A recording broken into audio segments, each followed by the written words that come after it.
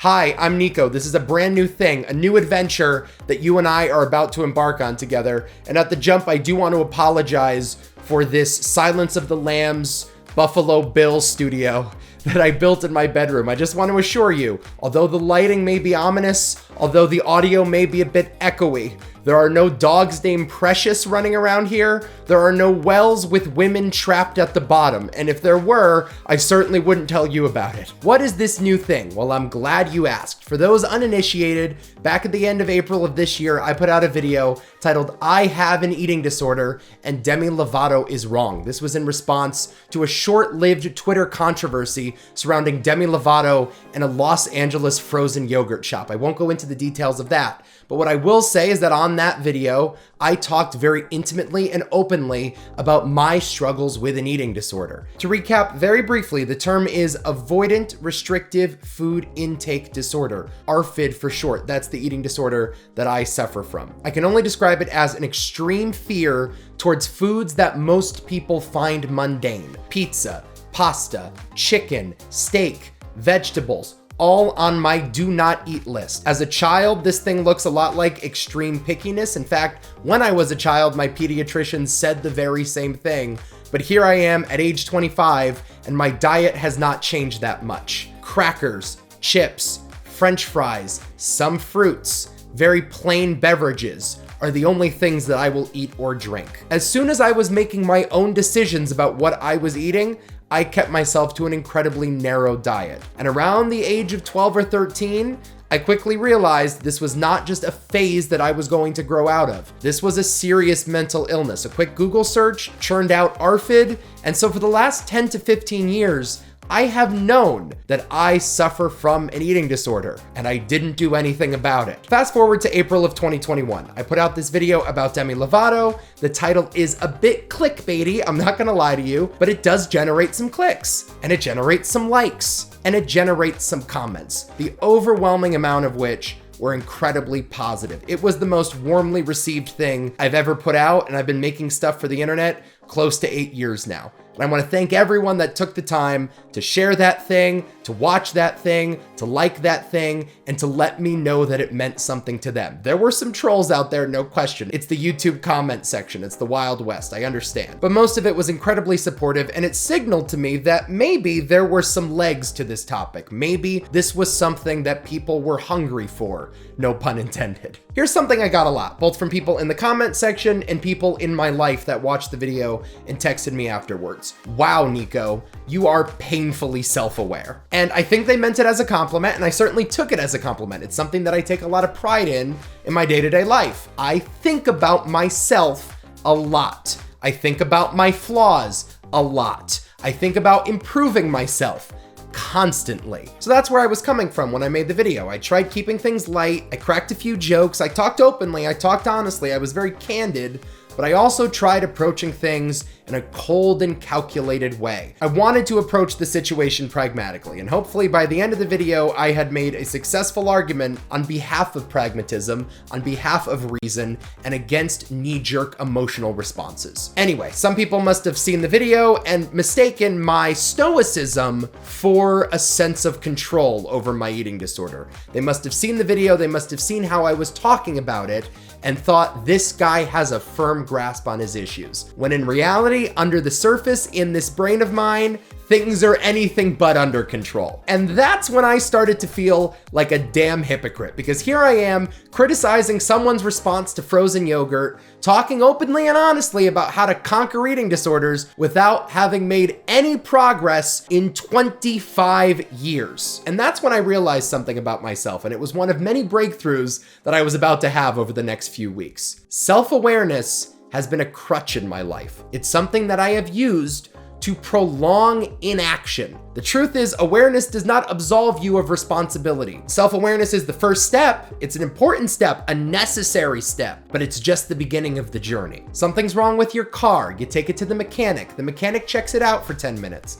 He then gives you a quote. What's the quote? The quote is what the repair is going to cost if you allow the mechanic to proceed. Now, make no mistake, that 10 to 15 minutes that the mechanic just spent looking at your car was work to him.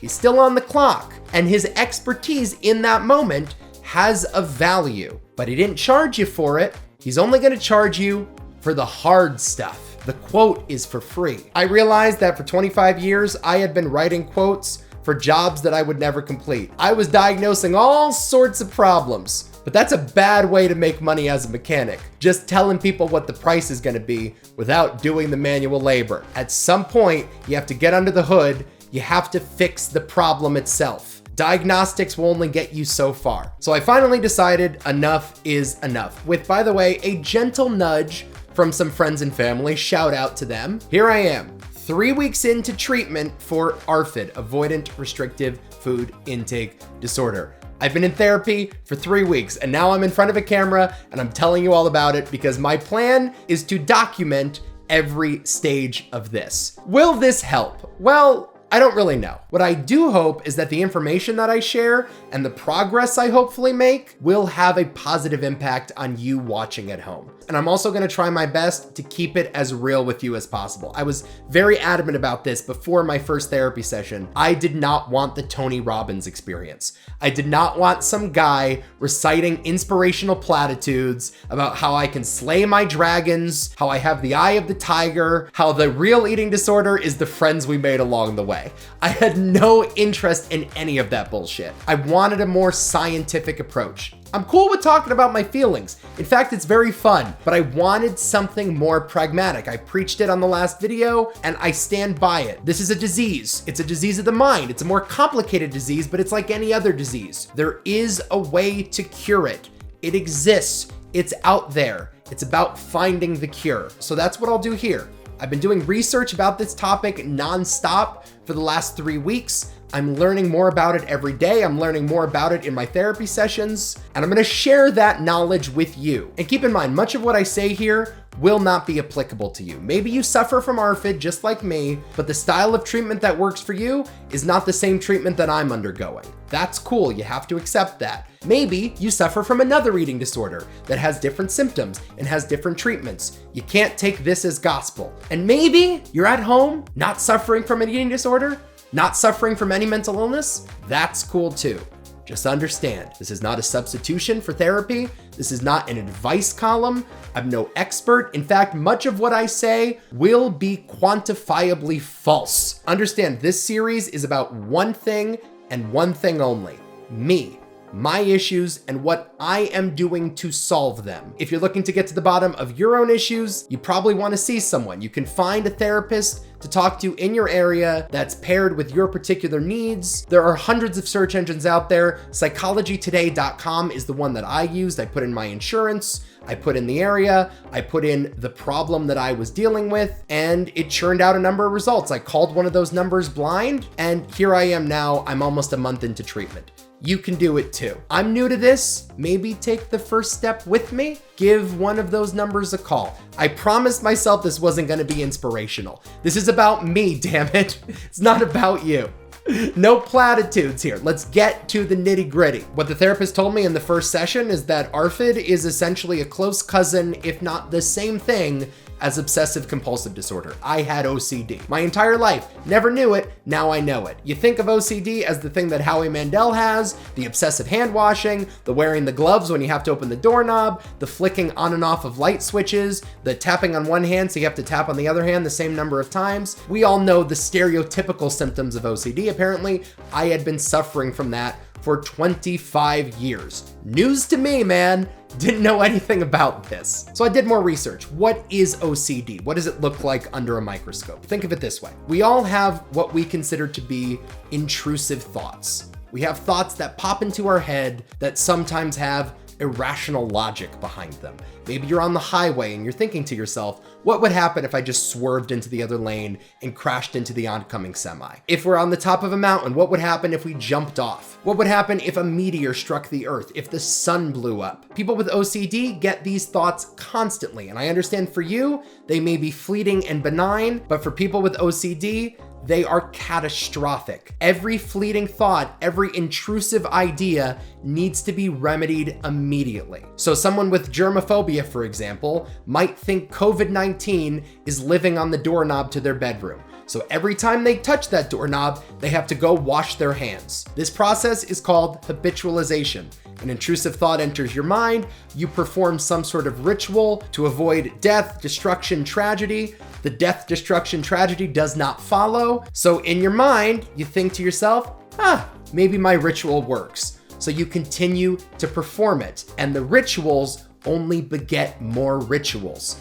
They're self-confirming. And ultimately, OCD is about power. It's about controlling the world around you. And when the therapist said that to me, light bulb went off in the back of my head. Oh, that's what that's all about. The type A personality, the need to dominate conversations, the perfectionism, it was all there. It's about control. Here's an article I'm reading from beyondocd.org. The Obsessive Compulsive Cognitions Working Group has identified 6 types of dysfunctional beliefs associated with OCD. Let's go through it right now. Number 1, inflated responsibility, a belief that one has the ability to cause and or is responsible for preventing negative outcomes. Check. Number 2, overimportance of thoughts, the belief that having a bad thought can influence the probability of the occurrence of a negative event, or that having a bad thought is morally equivalent to actually doing it. Check. Number 3, control of thoughts, a belief that it is both essential and possible to have total control over one's thoughts. Check. Number 4, overestimation of threat, a belief that negative events are very probable and that they will be particularly bad. Check. Number 5, perfectionism, a belief that one cannot make mistakes and that imperfection is unacceptable. Double check. And number 6, intolerance for uncertainty, a belief that it is essential and possible to know without a doubt that negative events won't happen. Check, check, and check. It's me, man. I have OCD. Who knew? So one of the things that came up in my first therapy session was my history with depression. My therapist asked if I had ever been depressed, and I answered very honestly, no, I've never been depressed. As far as I can tell. I know I've been sad, I know I've been down in the dumps before, but the deep sorrow that I understand as depression is something I have never felt. I've heard it described to me, I've seen it with people close to me. Nah, not me. It's just not how my brain is wired. I'm generally a glass half full guy. I tend to look on the bright side of life more often than not. I have a joy for life, a lust for life. Depression's not my thing. To which my therapist responded, that's interesting, because OCD and depression are like this.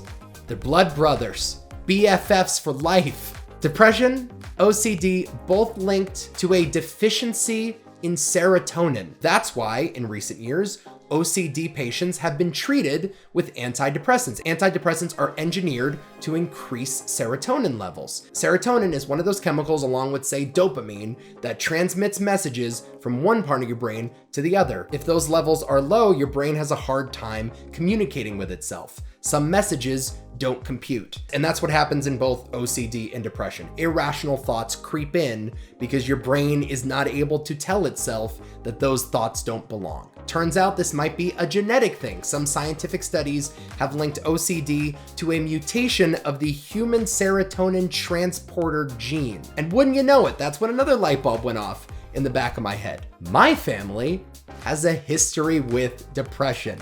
Severe depression, as a matter of fact. And ain't no coincidence. I come from a family with very low serotonin levels. And so it ain't depression, but it's a form of it. And that completely blew my mind. This might be a chemical issue. For years, I had been searching for a traumatic moment. And it's very possible that there was a traumatic moment. I was sitting in front of the TV, eating a bowl of cereal, and a gunshot went off on an episode of Columbo. And that traumatized me to the point where I was afraid of all bowls of cereal and maybe other sorts of foods in front of me. And it might be that, and there is evidence to suggest that OCD can be inflamed or exacerbated by traumatic moments, particularly in childhood. There's evidence, for example, that kids that develop strep throat may develop OCD as an effort to quell similar illnesses, but it may just be that I like controlling things, that I need to assert my dominance in this area because I'm unable to assert my dominance in other areas. A lot to think about, a lot to chew on. So I talked about it with my therapist. We did, for 3 sessions, traditional talk therapy, and it was cool. But again, I wanted something a little more clinical, and my therapist recommended another therapist. And so I called the other therapist, and I switched midstream. I did the QB change, brought in Tom Brady, and the rest is history. Now I'm doing this thing called ERP. What's ERP? According to this therapist, the gold standard for OCD treatment. 12 weeks of intense ERP treatment can reduce, in fact, is proven to reduce ritualistic behavior by 50%. It differs slightly from more traditional OCD treatment. Cognitive behavioral therapy, CBT for short, used to be the gold standard for OCD. It's what I did the first couple sessions, and it looks a lot like traditional talk therapy. You sit there with a therapist, you try to dig down deep for the root of your problem. You try to confront the trauma, confront the issues, confront the intrusive thoughts, and it can be helpful in providing insight to the patient. What it can also do is give the intrusive thoughts more power than they deserve. ERP is the opposite approach. Rather than trying to identify the trauma, root it out, and eliminate the anxiety, ERP begins with the assumption that the anxiety is always going to be there. The intrusive thoughts will continue to pop into your brain because that's how we're chemically wired, us crazy people with OCD. The key is reducing the harmful effects, reducing the habitualization. We're not targeting the trauma. We're not targeting the bad thoughts. We're targeting the actions that we perform as a consequence of those bad thoughts. So it's exactly what it sounds like. Exposure, response, prevention. Sit there, get exposed to the thing that scares you, and little by little, chipping away at the symptoms, making it more tolerable. It's kind of like listening to BTS music over and over again. The first time you hear Dynamite, you want to gouge your ears out. But by the 10th time, totally earworm. You know what I'm saying? That is the process that I have been undergoing now for 4 sessions. I just jumped right into it. The therapist was not there encouraging me, telling me that everything was going to be okay, telling me that my reaction to these food items was irrational. I had to come to that conclusion myself. I had to live with it. I have to expose myself to it and slowly but surely chip away at the habitualization, chip away at my old way of thinking. When I put a new food item in my mouth, I may not like the smell, I may not like the texture, I may not like the taste, but I need to recognize that that feeling is not a catastrophe. It's not the end of the world. It's not tragic, it's not traumatic. I'll be okay. It's just another taste. It's just another aggravation of the senses. Because I have OCD, because I have ARFID, those aggravations become life or death. It's not that way. My therapist described it to me this way. Imagine that you're driving on a snowy road and the plow has not come to remove the snow yet. You would know this if you live in New England. If you haven't,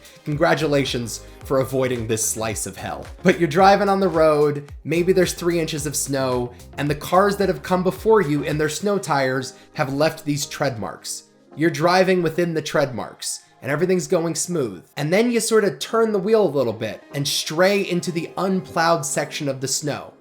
Things get a little more slippery, and eventually your car, without you doing anything, drifts back into the treads. That's what my brain is going through. For 25 years, I've trained myself to think a certain way, to feel a certain anxiety. It's my old way of thinking that I'm trying to break, and I'll start to stray away for a little bit, and then I'll come back onto the treads. The key is just driving on the open road, of freeing my mind from these anxieties, of reducing the consequences and fear associated with these intrusive thoughts. It's tough. I don't have the answer. I'm just starting. I hope to find it eventually, and hopefully within 12 weeks, 15 weeks, however long it takes, I'll be speaking to you as a cured man, as a better man, as a man that has a better grasp on his own psyche, because that's sort of what life is all about, isn't it? Go to the website, tmt.media or toomanythoughtsmedia.com for more of my shenanigans. I talk about movies and television and pop culture and the news at large on my various podcasts on that site. And I will continue to do the cultured video series on this channel as well. You have to subscribe to get first access to all of that. Click the subscribe button down below. Smash it, as the kids say out there. I love you so very, very much from the bottom of my heart. I will be back next week with more of my eating disorder diary. See you then.